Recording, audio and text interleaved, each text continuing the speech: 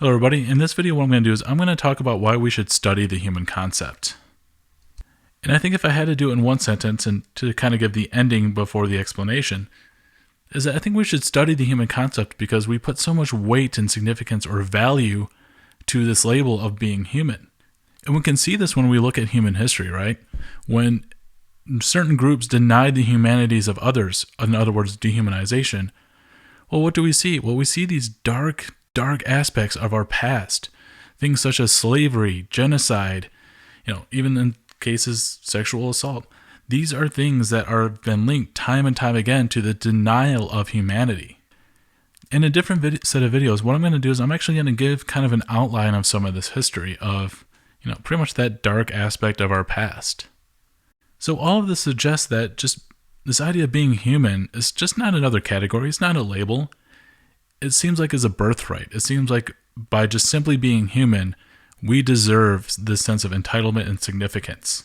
Now, I would also argue that it's worth it to study the human concept is I really think that it helps us understand various types of art and media as well. And that's because humans have always had this fascinating interest of trying to express this idea of what it means to be human and why it's important to be human through different types of creative works. So we can look at fairy tales, for example. So if you look on the screen here, on the upper left, we have this character Pinocchio, a little wooden boy who dreams of being a real boy.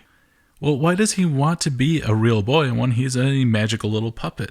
So there must be that weight to being human that offers some sort of value. But also, what would be different? He's a magic puppet who's in here playing cards, smoking, he drinks and does all these different things. All these things that humans do. And he's doing it freely as a puppet. But that is not enough. He has to be human. Now we can also understand this in the context of more modern day fairy tales, such as in the form of comic books. Now for those unfamiliar with X-Men, this is pretty much all about this idea of what it means to be human. We have this group of individuals called mutants who are kind of the next step in evolution, according to the series, of the human species. And then they are suffering from various types of prejudices against them from the non-evolved, quote unquote, regular humans. And all of this is trying to understand, well, what does it mean to be human and who deserves human rights? Now this leads into also science fiction.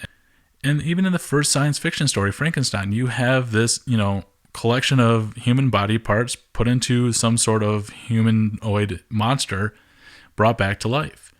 Now, is he a human? Well, no, he's usually viewed as a monster and not human, but we'll talk about why that's probably not as simple as that later on in this class. But even in TV shows such as Battlestar Galactica, this really focused on this kind of humans are confronted with the fact that there are these robots that look like humans, and there's this huge antagonism between them because, well, one is a human and one is a machine. Well, why is there this conflict? And then lastly, in this class, we're actually going to do an assignment where I'm going to have you watch a movie called Bicentennial Man based on a book from Isaac Asimov featuring Robin Williams. I'll get more into this and later in the course, but this is actually a really good movie for this class because it really kind of tackles this question of what does it mean to be human in that pursuit to be human? Now, another reason we should study the human concept is because how we understand what it means to be human actually is going to inform how we structure our society and how we develop our certain set of values as a culture. Now, let's take this idea that humans are rational as an example. And by this is just an understanding that humans engage in behavior that's always thought out through some sort of logical, rational process, that we do things for a certain reason. And that reason has some sort of rational aims. It's not due to emotion, for example, or processes that we're not necessarily aware of. Now let's consider this in the context of the criminal justice system. If you have this understanding or this assumption that humans are rational, that means that every misdeed or crime that they have committed is a result of some sort of logical, thought-out process, and that we're more likely to punish the individual itself and leave it at that, in order to stop this criminal behavior. However, if we have the assumption that humans are not necessarily rational, but more subjected to the social environment or kind of the situation that they are in, what we're going to do is we're going to be more likely to change that social environment or that situation that they're in, rather than just solely punish the individual. Another example of this is going to be this idea of the blank slate versus something that's instinctually driven. So if people engage in behavior because of social learning, or that's what they've kind of soaked in through the society. Well, if you want to change that behavior, what you're going to do is you're going to try to change society. However, if you feel that people are engaging in a way or behaving in a way that's more instinctually driven or something that's due to our nature, you're not going to be likely to try to change that. You're just going to say, hey, it's nature, and you'll try to leave it at that. And we can also understand this in the context of how humans feel they are in relation to animals. If human beings feel that they are superior to animals, or are more likely to use them for, exploitative purposes such as farming, testing, and even as, according to some pets. But if we feel that animals are the same or equal to humans or on more of a level playing field, we're going to take a lot more care for animals and treat them with the same dignity that we treat other people. So for example, we can think of the Jains, which is a religion that has this huge motivation towards treating all life with a sense of dignity.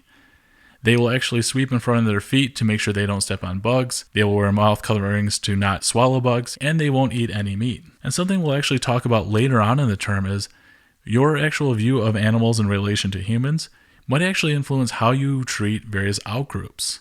And this is why we should study the human concept and how people understand it, because it does inform how we treat other people. So let's consider objectification. Several studies have found that objectifying women leads to more permissive attitudes against sexual assault or even other types of aggression against them. And this may lead into a lot of traumatizing experiences for individuals that could otherwise be stopped by at first acknowledging their humanity. And if you have this concept of humanity as something that's supposed to be treated with dignity, and you take other individuals outside of that understanding, well, what can happen is you can actually view them as just either animals or other objects to pretty much be bought and sold, and this was essentially what laid the groundwork for the slave trade. So why should we study the human concept? Well, simply to know better, to look back on what we've done in the past, perhaps what we're doing currently today, and what we might be doing in the future, and try to do better. To treat individuals correctly, to treat them with the respect and dignity that we expect that we should be treated as a human being. And perhaps if we do so, maybe in the future we don't have to construct memorials such as this one to those that were lost during the Nazi Holocaust. But studying the human concept doesn't always have to be so dark. There's actually a bright side to some of the research we can do if we want to look at what it means to be human or how we treat others based on our understanding of their humanity. For example, we'll talk about studies about humanizing or rehumanizing, individuals, and how that can actually increase our care, our sympathy, our empathy for them, and lead to increases in pro-social behavior. But even outside of that interpersonal context, what we can do is we can also study the human concept in relation to anthropomorphism, or attributing humanness to something that is not human. And what we can see is that sometimes we engage in anthropomorphism as a way to help us feel a little bit more socially connected to the world, or kind of fill some sort of social needs. So by humanizing, let's say, a pet, what we can do is actually increase our sense of well-being, because what's happening is we're forming a meaningful relationship with something that we may not otherwise have. So yes, there's a lot of important reasons to study the human concept, and some of those are really dark, but we don't only have to live in the dark side of humanity.